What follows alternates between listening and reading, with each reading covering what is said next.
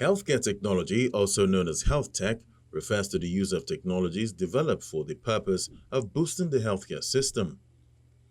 From telehealth to robotic assisted surgery, tech infused tools are being integrated into healthcare experience to improve quality and efficiency.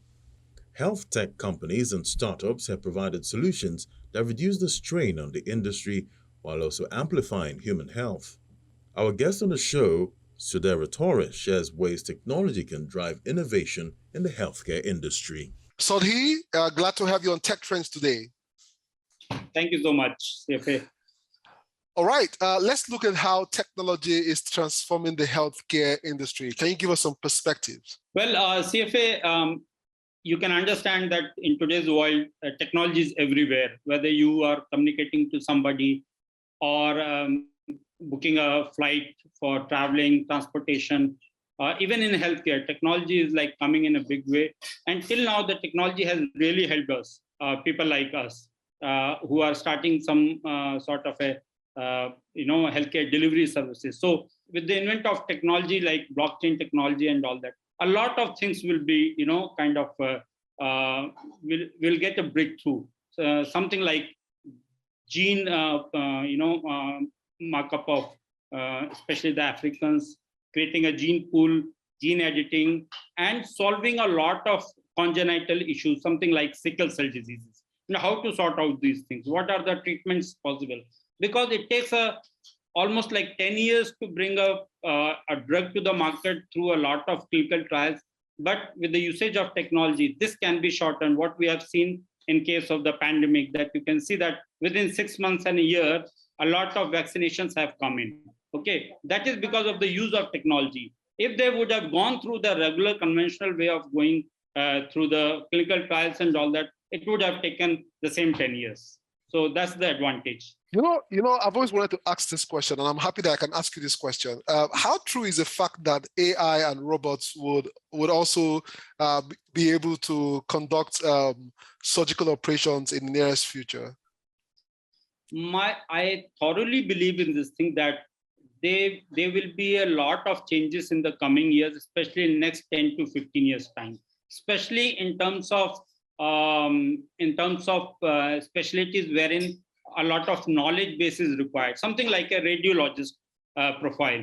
In what radiologist does is that he looks at the various scans, and based on his own experience, he comes out with some sort of a conclusion that this is what you must have seen. A lot of CT and MRI scans, and wherein a report is written, and then on the bottom there's a conclusion. That conclusion is derived by the radiologist based on his previous experience or the knowledge. But what happens in an AI or an algorithm, what algorithm does is that you can have like 500,000, a million various scans run through this algorithm, and it stores the data, and then based on that, it can really come out with better conclusions. And what we have seen in various studies is that the best radiologist can give an accuracy of 65 to 70%, wherein an algorithm which has a database of 500,000 million scans can give you an accuracy of 94 to 95%. So I am 100% sure that this is going to be taken over by. Wow, really interesting. So let me bring this back home to Nigeria. What are the challenges you see? Because I know technology has a role to play, but then certain fundamentals in the healthcare industry must be correct. What are some of the challenges you see this industry being faced with today in Nigeria? So Nigeria has a kind of interesting, way of handling the things. When I came to Nigeria in 2003, I saw that Nigeria doesn't have all those like landlines and all that, because it required a lot of infrastructure and a lot of capital investment to be done in that infrastructure. And when I was coming from India, and every house had a landline phone. Okay, but what Nigeria did is that they did not invest too much in that infrastructure creation, while they were investing more into the mobile penetration. And now, as of today, Nigeria has 65%, 70% more mobile penetration, which is among the best around the world. So similarly in healthcare also, I see that all these big machines which you see in the hospitals, it costs a lot of money. But with the with the coming of the technology, I think the cost will be reduced tremendously, because you can have an MRI for $1 million, and if something like that, a software is available which can scan, and an ultrasound which doesn't cost much money, you can see the things are coming much more quality enhanced, and it is coming out to be smaller and smaller in the future. So I think Nigeria will get greatly benefited from this technology, because Nigeria is a country which cannot invest too much into the hospital infrastructure because of the obvious reasons. It's a developing country. Yeah.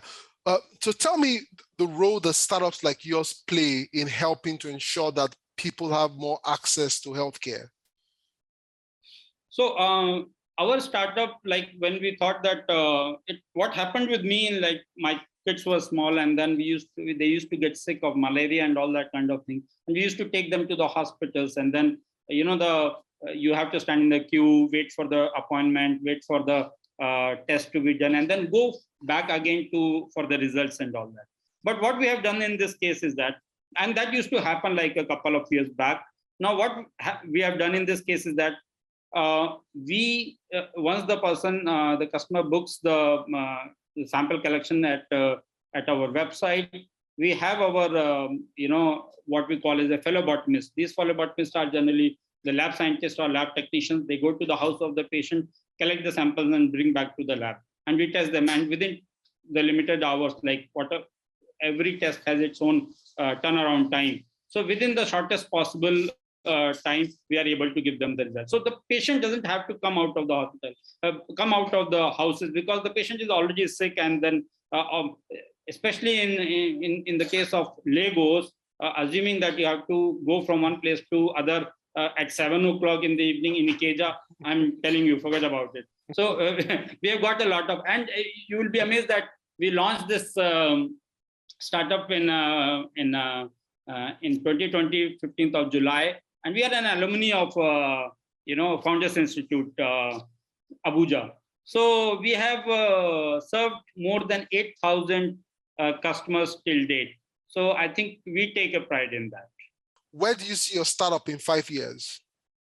Okay, definitely the reason behind the startup was to create an impact in the Nigerian healthcare delivery system.